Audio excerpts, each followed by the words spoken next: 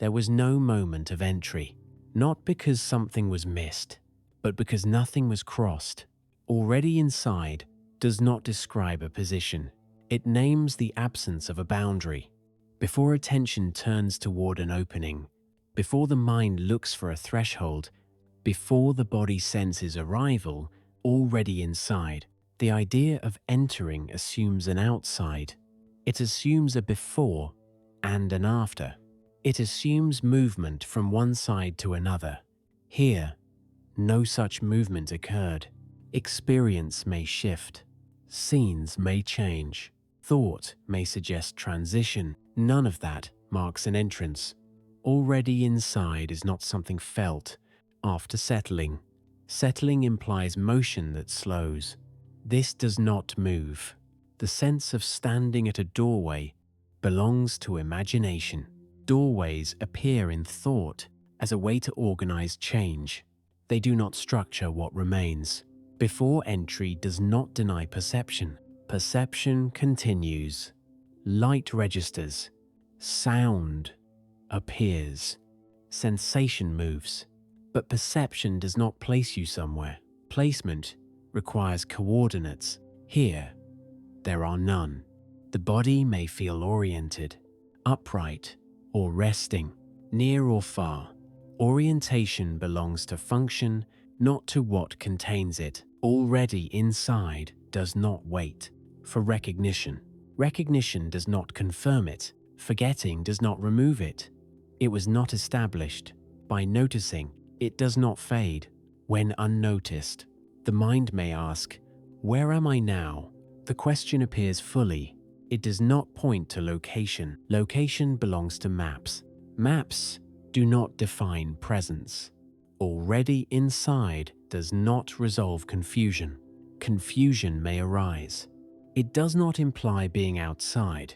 Confusion is movement within experience, not movement away from what holds it. The sense of arrival does not occur here. Arrival implies travel. No travel took place. Even the idea of having been out belongs to story. Story organizes time. Time does not contain this. Already inside does not feel secure. Security implies threat. There is no threat to position that was never entered.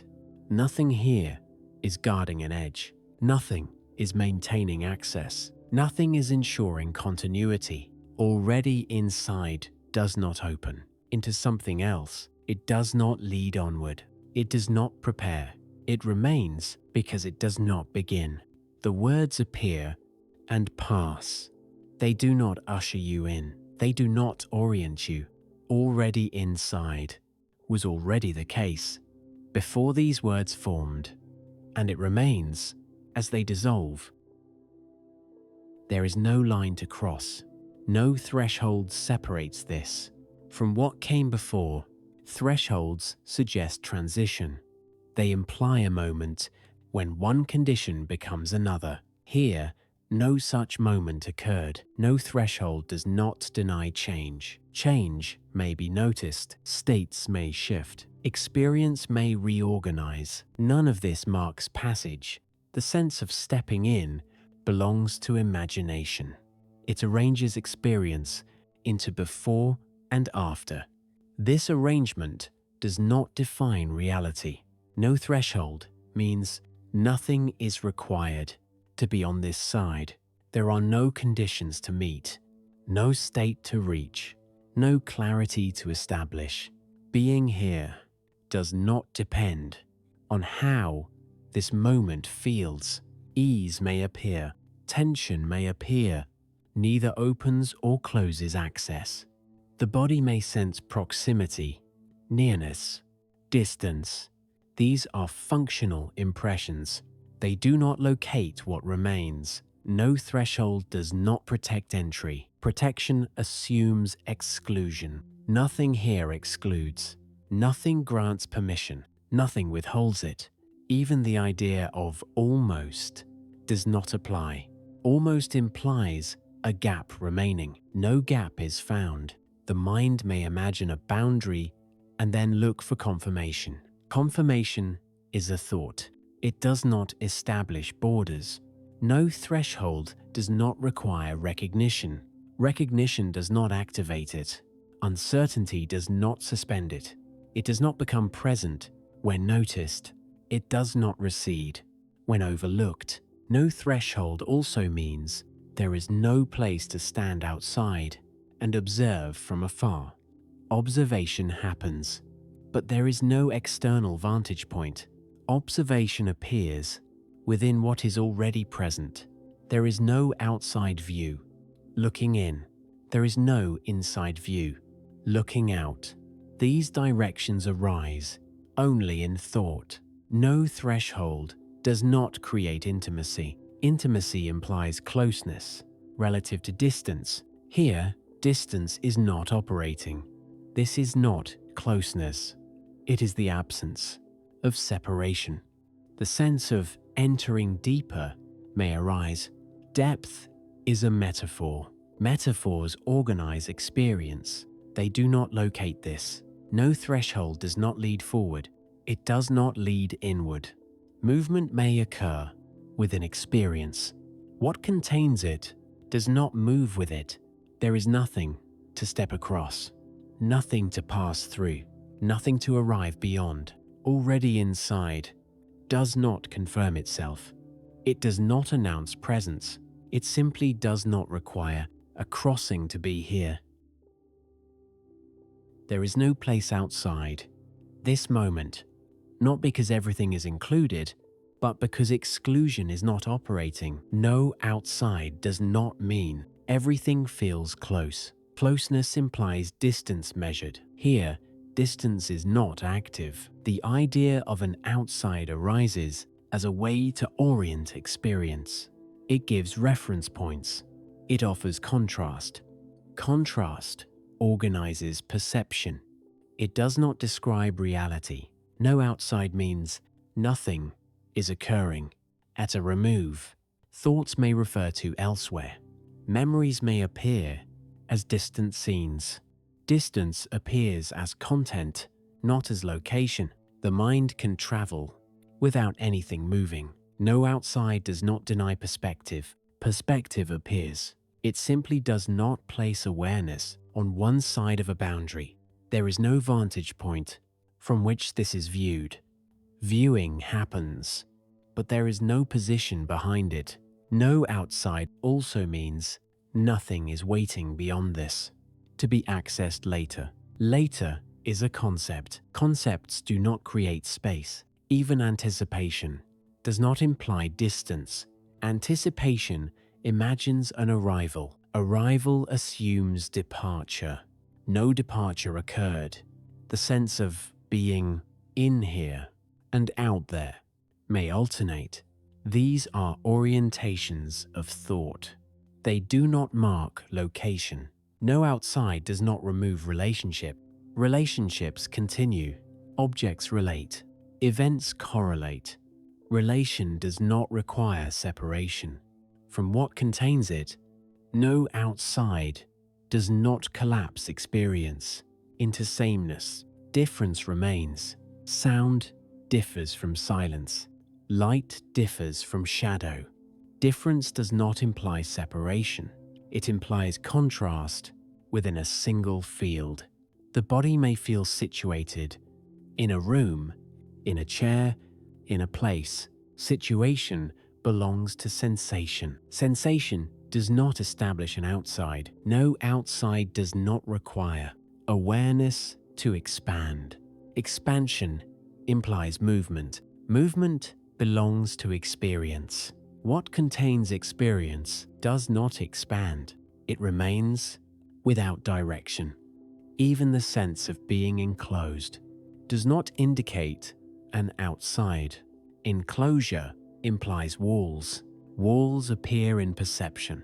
They do not confine what perceives them. No outside does not make experience intimate. Intimacy suggests proximity. Proximity requires distance. Here, neither applies. This is not closeness. It is not vastness. It is the absence of reference points altogether. No outside does not correct orientation.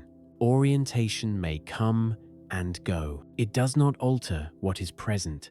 Already inside does not need to include everything. It simply does not exclude.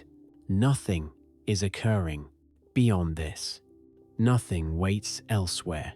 Nothing remains outside to be entered.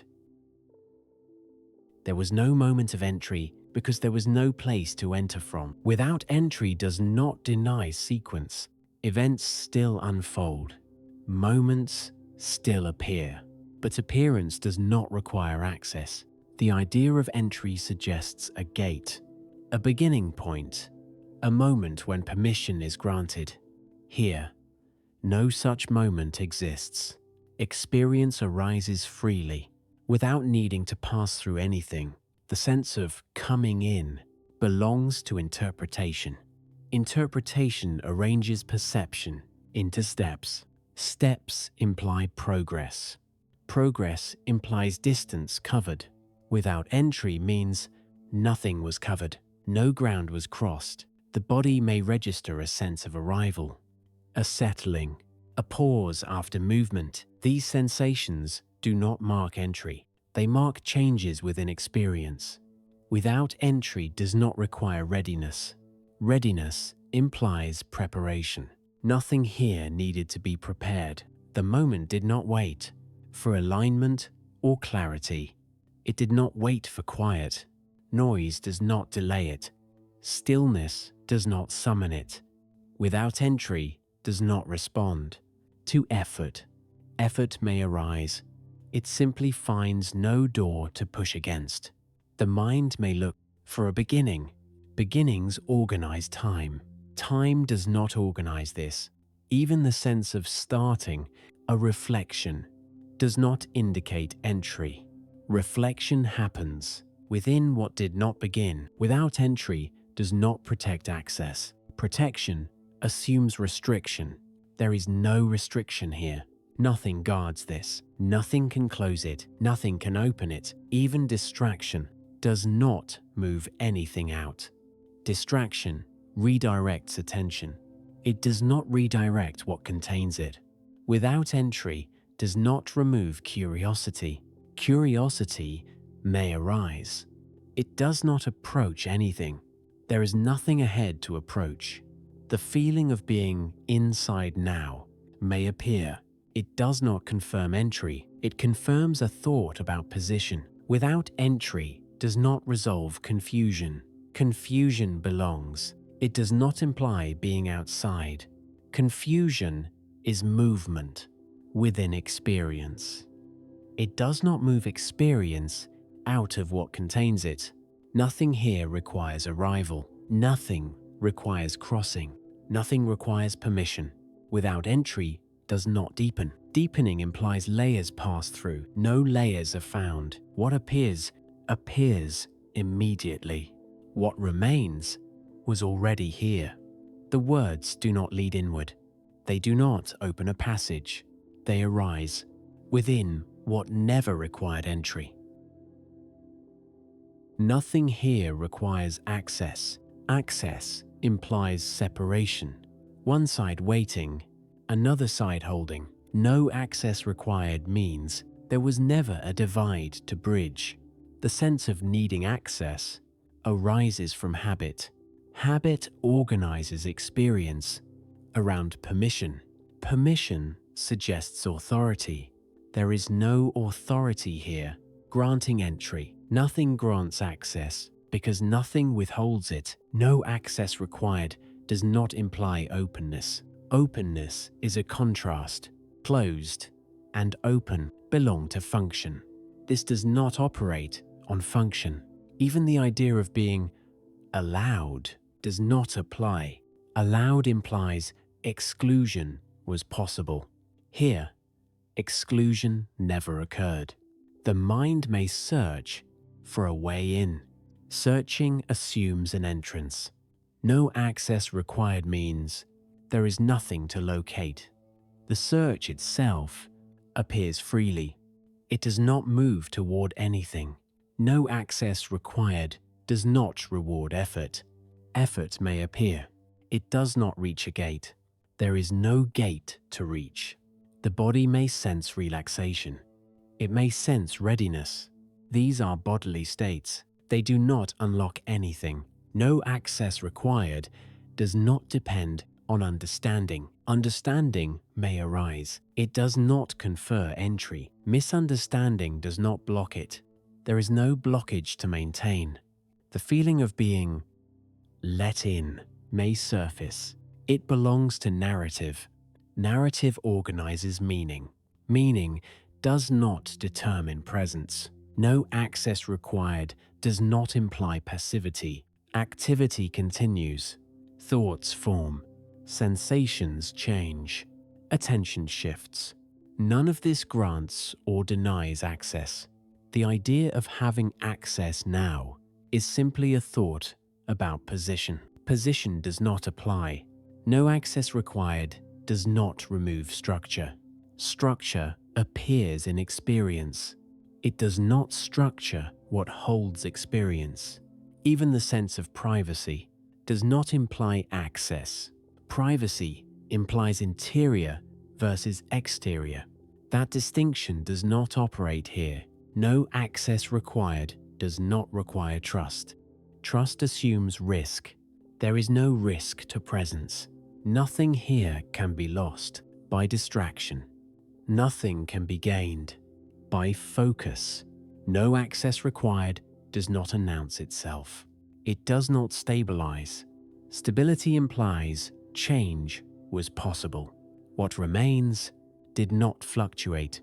Already inside does not grant access. It simply reveals that access was never part of the equation. There is no distance to cross. Distance implies separation measured. Here, measurement does not apply. Without distance does not deny sensation. The body may feel near or far. Objects may appear closer or further away. These impressions belong to perception. Perception does not establish distance from what holds it. Without distance means nothing here is reached. By moving closer, nothing is lost. By stepping away, the sense of proximity does not bring this nearer. The sense of absence does not place it farther. Without distance does not collapse experience. Difference remains. Sound arises and fades. Light shifts across surfaces. Difference does not imply space between. It implies contrast. Within a single appearance, the mind may imagine depth, layers, inner and outer. These are organizing gestures. They do not locate what remains. Without distance does not require stillness. Stillness may appear. Movement may appear. Neither shortens or lengthens anything. What holds movement does not move with it. The idea of getting closer may arise. Getting closer assumes a goal ahead. No such goal exists. Without distance does not create immediacy. Immediacy implies comparison to delay. Here, delay does not operate. This is not fast. It is not slow. Time does not stretch toward it. Time appears within it. Without distance does not make this intimate. Intimacy suggests closeness achieved. Here, closeness was never missing. This is not closeness. It is not vastness. Those descriptions rely on scale. Scale does not apply. Even the sense of being far from center does not indicate distance. Center is not a location. It cannot be approached. Without distance does not remove orientation. Orientation may appear. Up and down, left and right. Orientation organizes action. It does not define position here. The feeling of separation may arise. It does not establish distance. It is an experience, appearing without space between. Without distance does not resolve tension. Tension may appear. It does not stretch anything away. Nothing here is pulled taut. Nothing needs to relax. The words do not shorten a path. They do not close a gap. They arise within what never had distance to begin with. Already inside does not arrive closer. It remains because distance was never present. Nothing needs to remain, and yet something does. Not as an object, not as a state, not as an understanding. What remains is not held. Holding implies effort. Effort does not apply here. What remains does not stay because it is maintained. It stays because it does not leave. Leaving would require movement. No movement occurred. What remains was not introduced. It was not uncovered. It was not reached by attention. Attention may rest. It may wander, neither alters what remains. What remains is not quieter than before. Quiet may appear. Noise may appear. What remains does not contrast with either. It is not peace. It is not disturbance. Those are experiences. What remains is not an experience. What remains is not background. Background implies foreground. Foreground implies focus. Focus does not determine this. What remains does not deepen with time. Time passes. What remains does not pass with it. Nothing accumulates here. Nothing diminishes. What remains is not a center to return to. Return implies departure. No departure occurred. The sense of returning may arise. It does not mark movement. What remains does not resolve. Resolution implies something was unsettled. Nothing here needed settling. What remains does not close a loop. Loops belong to process. Process continues. What remains does not participate. Even the feeling of being complete does not define what remains. Completion implies something finished. Nothing finished here. What remains is not complete.